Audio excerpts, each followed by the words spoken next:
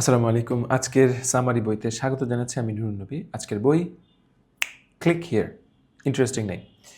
Click here বইটি digital মার্কেটিংয়ের উপর লেখা এক অসাধারণ গাইড। ডিজিটাল মার্কেটিং শুনে আপনারা দৌড় দিয়েন না, প্লিজ থাকুন। যারা মার্কেটিং পছন্দ করেন বা করেন, এই লাইনে আছেন, তারা তো ডেফিনেটলি থাকবেন। আপনি যদি এই লাইনে নাও হন, তাও বইটা আপনার ভালো লাগবে। এখান থেকে কিছু না কিছু জিনিস আপনি আপনার লাইফে প্রয়োগ করতে পারবেন। অলরাইট, আমরা অনেক সময় ভাবি মার্কেটিং মানে শুধুই ফেসবুক বুস্টিং বা গুগলে অ্যাড দেওয়া, কিন্তু অ্যালেক্স শোলস, যিনি ফেসবুক এবং ইবের গ্রোথ নিয়ে কাজ করেছেন, উনি বলছেন যে আসল খেলাটা অন্য জায়গায়। সঠিক স্ট্র্যাটেজি এবং ডেটা অ্যানালাইসিস দিয়ে কিভাবে একটি লোকাল বিজনেসকেও মাল্টিন্যাশনাল ব্র্যান্ডে রূপান্তর করা যায়, তা এই বইটি আমাদের শেখায়। ইন্টারেস্টিং।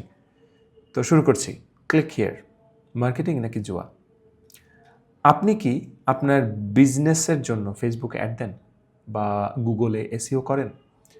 আচ্ছা, সত্যি করে বলুন তো, প্রতি ৳১ খরচ করে আপনি কত টাকা ফেরত পাচ্ছেন? সেটা কি নিশ্চিত জানেন? নাকি পুরো ব্যাপারটাই একটা জুয়া খেলার মতো? মাঝে, মাঝে কাজ করে, মাঝে, মাঝে কাজ করে না। কথা সত্য। অ্যালেক্স শোলস, যিনি মেটা মানে ফেসবুক এবং ইবের মতো কোম্পানির গ্রোথ এক্সপার্ট ছিলেন, তিনি বলেছেন, ভালো মার্কেটিং কোনো দুর্ঘটনা নয়। আজকের বই ক্লিক হিয়ার আমাদের শেখাবে ডিজিটাল মার্কেটিংয়ে সেই সিক্রেট স্ট্র্যাটেজিগুলো যা ব্যবহার করে ছোট স্টার্টআপগুলো বিলিয়ন ডলার কোম্পানিতে পরিণত হয়েছে।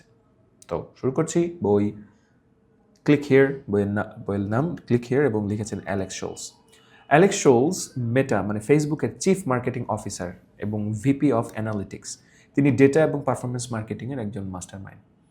প্রথম অধ্যায়, নর্থ স্টার মেট্রিক। ফেসবুকের শুরুর দিকে মার্ক জাকারবার্গের একটি লক্ষ্য ছিল, মান্থলি অ্যাক্টিভ ইউজার্স। রেভিনিউ বা লাইক নয়, তার লক্ষ্য ছিল মাসে কতজন অ্যাক্টিভ ইউজার আছে। একে বলা হয় নর্থ স্টার মেট্রিক। আপনার বিজনেসের নর্থ স্টার তাহলে কোনটা? সেলস নাকি কাস্টমার রিটেনশন? যদি আপনি একই সাথে 10টি জিনিস ফোকাস করেন, লাইক, কমেন্ট, শেয়ার, সেলস, তবে আপনি কিছুই পাবেন না। আপনি একটি মাত্র মেট্রিক ঠিক করুন যা আপনার বিজনেসের আসল গ্রোথ নির্দেশ করে। তার মানে বোঝাতে পেরেছি? কারণ আপনি যদি লাইক, কমেন্ট, শেয়ার, সেলস সব কিছু একসাথে খেয়াল করেন, তাহলে দেখা যাবে যে আপনার সেই মেট্রিকটা ফোকাস থাকবে না। তো আপনি মোস্ট ইম্পর্ট্যান্ট মেট্রিক, আপনি সেটাতে ফোকাস করুন। ধাপে ধাপে সেই আপনার মেট্রিকটা চেঞ্জ হতে পারে। যেমন এই মুহূর্তে ধরেন আপনার ফোকাস হচ্ছে কন্টেন্ট তৈরি, তাহলে সেটাই ফোকাস করুন। 6 মাস পরে হইতে পারে দেখা গেল কন্টেন্ট অনেক জমে গিয়েছে, ফাইন, তখন দেন হচ্ছে আপনি সেলসের দিকে যাইতে পারেন। তারপরে 6 মাসে অ্যাডসের দিকে যাইতে পারেন বা এরকম আর কি। সো এক এক সময় এক একটা জিনিস লক্ষ্য থাকে। 2, ফানেল এবং কনভার্সন। মার্কেটিংয়ের সবচেয়ে পুরনো কিন্তু কার্যকরী সূত্র হলো আইডা বলি আমরা, AIDA। এই সূত্র মেনটেন করে মার্কেটিং করতে হয়। A ফর অ্যাওয়ারনেস, সচেতনতা। মানুষ কি আপনাকে চেনে? I হলো ইন্টারেস্ট, আগ্রহ। তারা কি আপনার প্রোডাক্টে আগ্রহী? 3, ডিজায়ার, ইচ্ছা। তারা কি এটা কিনতে চায়? এবং 4, অ্যাকশন, তারা কি কিনলো? যেমন আমাদের কথাই ধরি, আপনারা জানেন আমাদের এটা মূলত ল্যাঙ্গুয়েজ ট্রেনিং ইনস্টিটিউট। ল্যাঙ্গুয়েজ বলে একটু বড় হয়ে যায়, আমরা শুধু ইংরেজি নিয়ে কাজ করছি। তো আমরা বাচ্চাদের এবং আমাদের বড় লার্নারদের ইংরেজি শেখাচ্ছি এমনভাবে বলতে শেখাচ্ছি যেন তারা কনফিডেন্টলি স্পিকিং করতে পারে, কনফিডেন্টলি নিজেকে প্রেজেন্ট করতে পারে, রাইট? তো এটাই হচ্ছে ধরে যদি আমাদের সার্ভিস বা প্রোডাক্ট হয়, তাহলে আমি নিজেকে প্রশ্নটা করতে পারি। Number 1, awareness. মানুষকে আমাকে চিনে বা আমাদেরকে চিনে, রাইট? এই মুহূর্তে খুব বেশি মানুষ চিনে না, রাইট? 2, ইন্টারেস্ট। মানুষের কি এই ধরনের প্রোডাক্টে আগ্রহ আছে? হ্যাঁ, ডেফিনেটলি আছে, তাদের দরকার। ডিজায়ার, তারা কি এটা কিনতে চায়? হ্যাঁ, অবশ্যই কিনতে চায়। এবং তারা কি কিনলো? আমার কাছ থেকে অল্প মানুষ কিনছে, আরেকজনের কাছ থেকে হয়তো বেশি মানুষ কিনছে, বাট কিনছে তারা। ফেসবুক একবার দেখলো তাদের সাইন আপ বাড়ছে কিন্তু ইউজার বাড়ছে না, কেন? ইন্টারেস্টিং। ফেসবুক দেখলো যে তাদের সাইন আপ বাড়ছে, মানে মানুষ নতুন মানুষ সাইন আপ করছে, কিন্তু সেই হারে ব্যবহারকারী আবার বাড়ছে না। অদ্ভুত না? কারণ ইনভিটেশন পাঠানোর সময় সার্ভার ক্র্যাশ করতো, অর্থাৎ অ্যাকশন স্টেজে সমস্যা ছিল। বা আপনার ফানেলের কোন জায়গায় ছিদ্র আছে? মানুষ কি কার্টে অ্যাড করে চলে যাচ্ছে নাকি ওয়েবসাইটে আসছে না সেটা খুঁজে বের করুন। সহজ করে বলি, ধরেন আপনি এটা সেল করবেন, রাইট? এই ছোট্ট সুইচটা সেল করবেন। এবার প্রোডাক্ট প্লেসমেন্ট, প্রোডাক্ট প্রাইসিং সব আপনি সুন্দরভাবে ওয়েবসাইটে রাখলেন। মানুষ ক্লিক করলো। ক্লিক করার পর যে অ্যাড টু কার্ট যে পেজ থাকে, অর্থাৎ যেখানে গিয়ে আপনি পেমেন্ট করেন, রাইট? ওইখানে গিয়ে দেখা গেল যে মানুষ আর ঠিকঠাক মতো পেমেন্ট করতে পারছে না। তাহলে কি বোঝা গেল?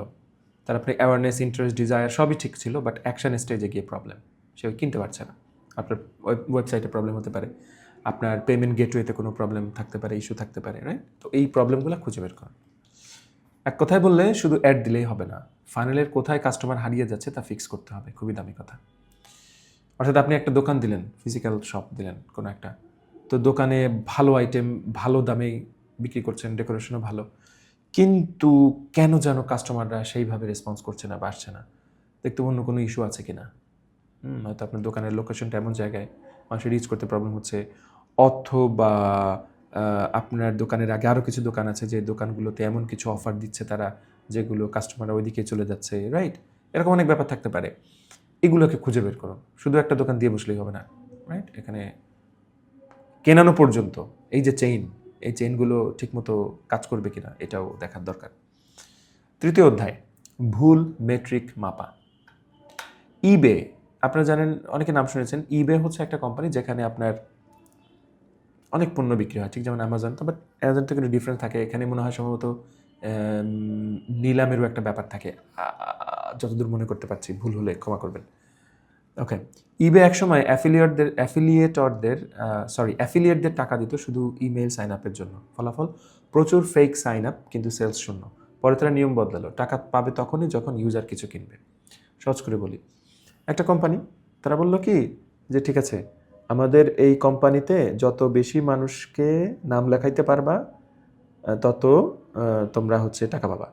তো ধরেন এই কোম্পানি XYZ এই তিনজন মানুষকে বললো যে তোমরা এই তিনজন আরও মানুষকে নিয়ে আসো, ঠিক যেমন ব্যাঙ্ক অ্যাকাউন্ট খোলার মতো, যে ঠিক আছে তোমরা এই তিনজন আরও মানুষকে দিয়ে আমাদের এখানে অ্যাকাউন্ট খোলাও, খুললে তোমরা টাকা পাবা। তো দেখা গেল এটা করার ফলে অনেক মানুষ ফেক অ্যাকাউন্ট খুললো, মানে তাদের খোলার দরকার নেই, তারা এটা ব্যবহার করবে না, তারা ওরকম খুলতে লাগলো। আবার অনেকেই একাধিক অ্যাকাউন্ট খুলতে থাকলো, রাইট? ভিন্ন ভিন্ন নাম, ভিন্ন ভিন্ন ইমেল অ্যাড্রেস বা অ্যাড্রেস দিয়ে খুলতে লাগলো।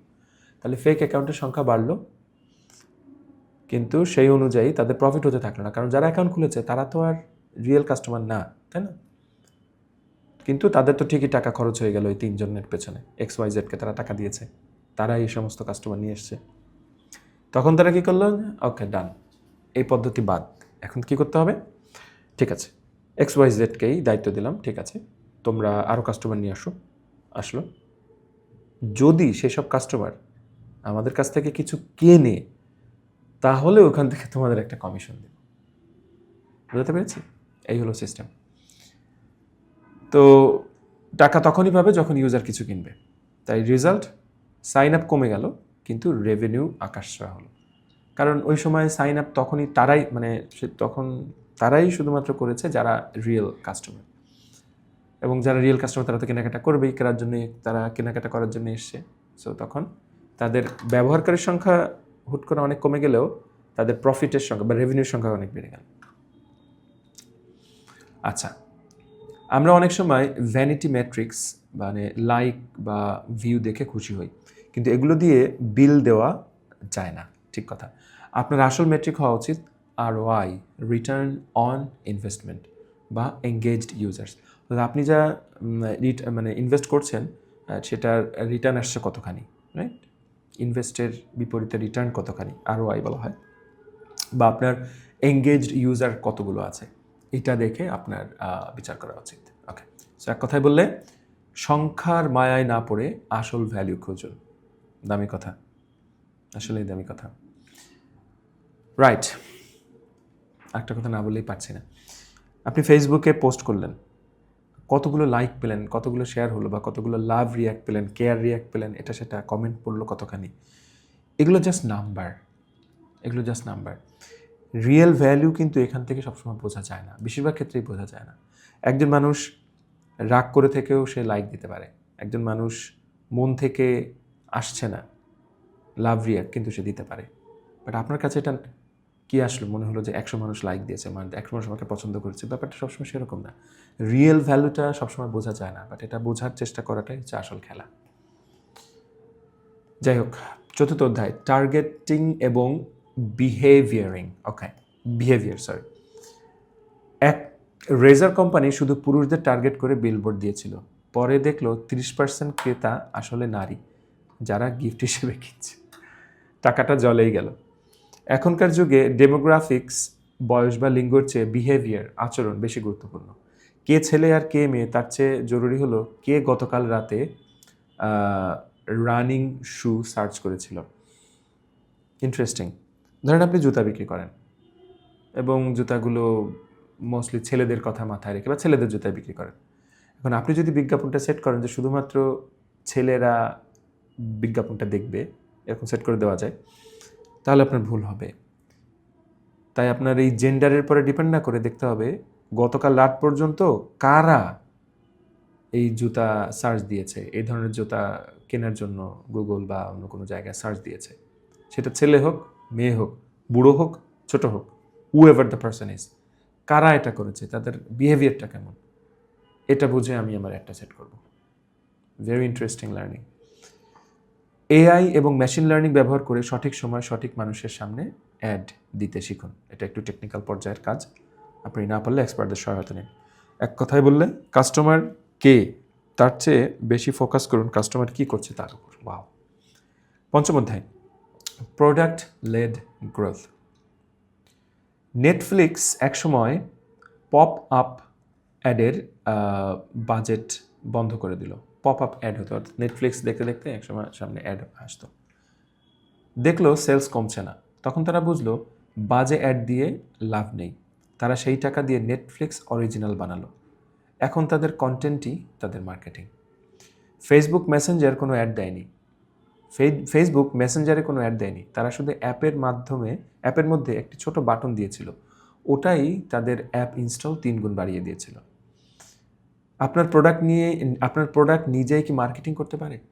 ড্রপবক্স যেমন ফ্রি স্টোরেজ দিত ফ্রেন্ড ইনভাইট করলে, এটাকে বলা হয় প্রোডাক্ট লেড গ্রোথ। অর্থাৎ একটা প্রোডাক্টকে বেস করে আপনার গ্রোথটা হচ্ছে।